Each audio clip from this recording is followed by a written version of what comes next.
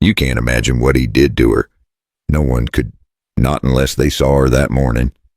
Not unless they saw the blood dried into her skin, the bruises swallowing her arms, the shame in her eyes that no dust could hide. Evelyn was just 23, too young to carry the weight of horror, too old to still be called a child, and ever since her mother died, she'd been trapped in a house that never felt like home. He was her stepfather. The neighbors stopped asking about her a long time ago. Every time they heard shouting from that house, they just turned the lanterns down. In a small town, silence is sometimes the cruelest thing of all. A man whose breath reeked of whiskey and whose soul reeked of rot. He didn't raise her. He kept her, like an animal behind walls and locked doors. He started with words, then fists, then nights that lasted too long. And on that night, the night the desert held its breath, he came home worse than usual. Bottle swinging in one hand, madness burning behind his eyes. She tried to run. He caught her. She begged. He didn't listen. The struggle was brutal. The floor shook. The air was split with sounds no one should ever hear. Wood cracked, fabric tore, her breath disappeared. When it was over, Evelyn couldn't move. She stared at the ceiling like it might swallow her. But she didn't cry. She had cried too much. Instead, she crawled to the door, then to the edge of the porch, then into the wild. No shoes, no plan, just pain. The dry earth scraped her knees. Cactus needles stung her thighs. Her torn clothes hung from her shoulders like dust. She didn't know how long she'd been walking. The stars above blurred into one long streak of light. Every sound made her flinch, a coyote, the wind, her own heartbeat. But still she walked, because stopping meant remembering. At some point, they fell away completely. Her body was all cuts and bruises now. Open wounds over old scars. Even the moon seemed to look away. She wandered through the night, alone and broken. By sunrise, she collapsed near the edge of a dusty trail. Her breath was shallow. Her skin burned from the rising sun. That's when she heard hooves, a shadow, a man, a horse. He was tall, older, built like a wall of stone. His face was worn by time and war. His clothes dusty like the land he came from. A red scarf around his neck, his hand resting gently on the holster at his side. He wasn't just a rancher. He was something else. Something colder. Something quieter. Evelyn gasped. She grabbed the closest thing she could find, dried palm leaves. She wrapped them around her body as best she could.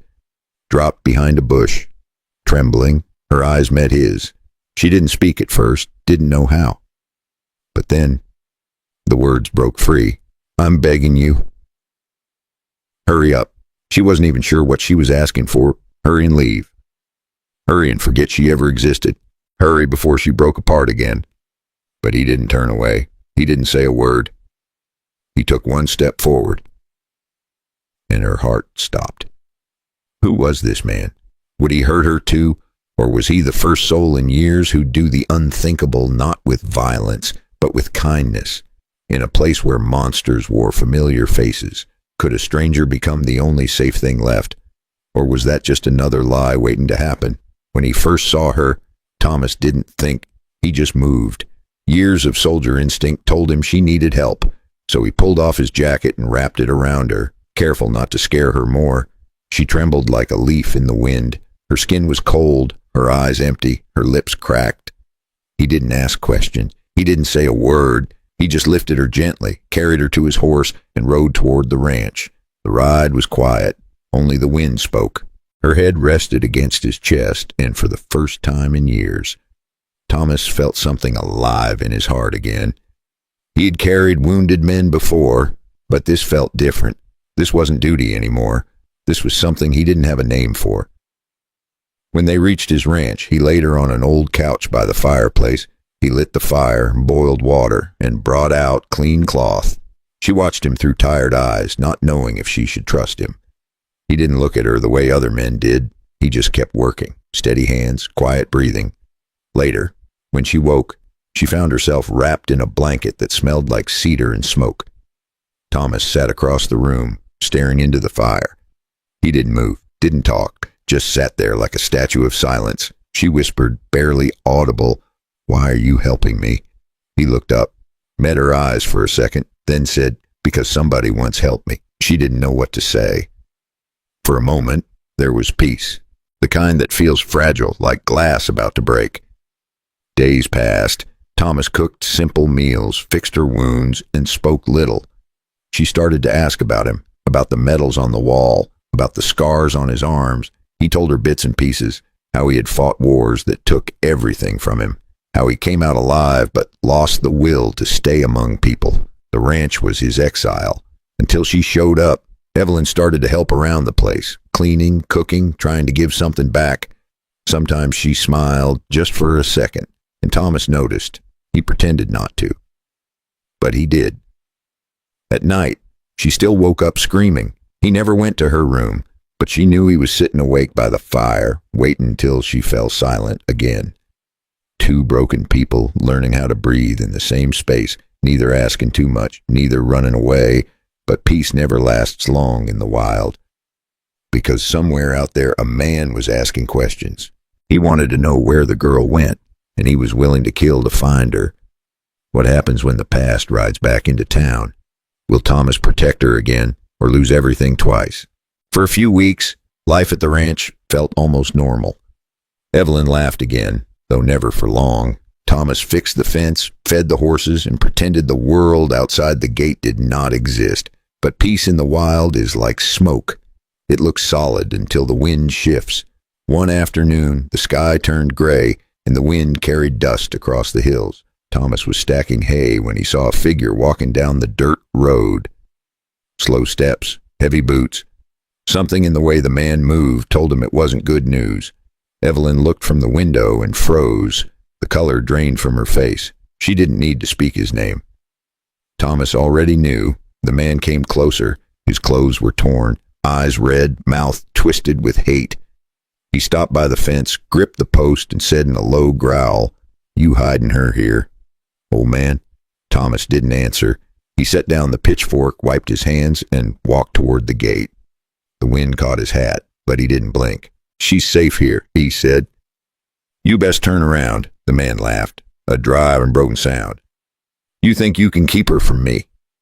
Evelyn stepped out onto the porch. Her hands shook, but her eyes were clear. "Go away," she said. "You've done enough." That only made him angrier. He pushed open the gate, stormed toward her. Thomas moved faster than a man his age should. He grabbed the man by the collar, shoved him back hard.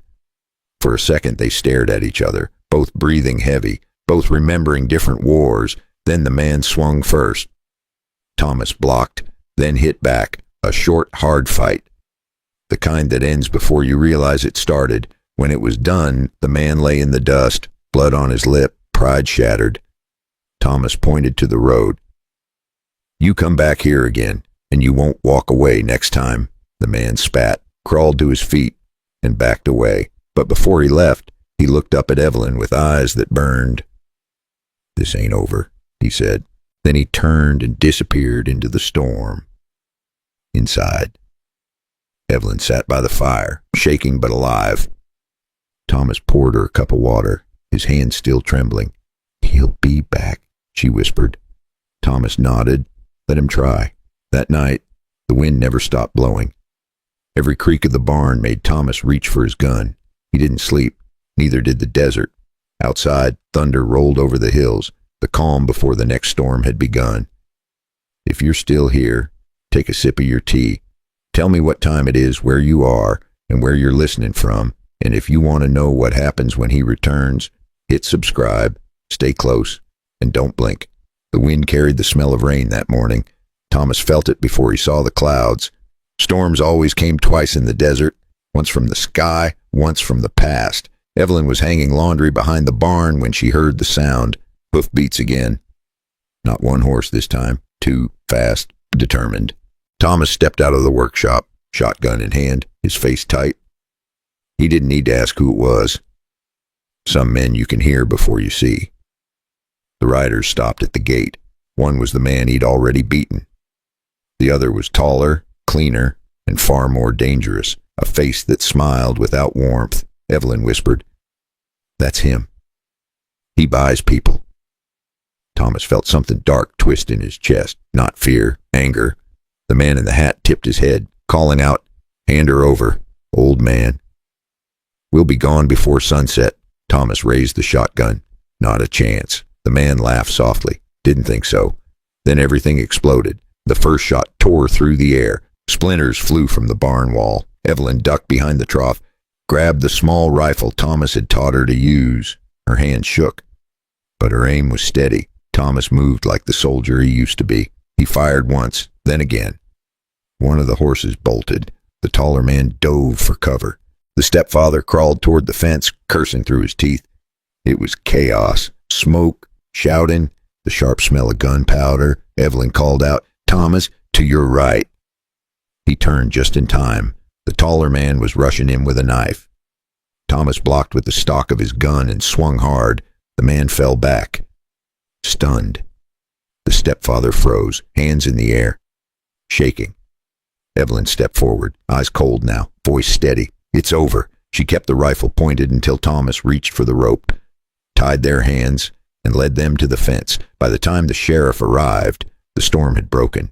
Rain washed the blood and dust into the ground. Two men in cuffs, heads down, silent for once. The sheriff looked at Thomas. "You did the right thing." Thomas nodded, eyes on Evelyn. She was soaked from the rain, hair sticking to her face, but there was a quiet strength in her now. Something had changed. Something that would not break again. As the wagons rolled away, Thomas stood beside her under the gray sky. "You can breathe now," he said. She smiled faintly. Maybe for the first time, the wind calmed, the rain slowed. And for the first time in years, the ranch felt like a home again. But peace never stays long in a land like this. Because sometimes, even when justice is done, the ghosts still find a way back. The rain stopped, but the wind carried a sound. A horse somewhere far off. Maybe it was nothing. Or maybe it was the start of something worse. The storm had passed. The land smelled of wet earth and smoke.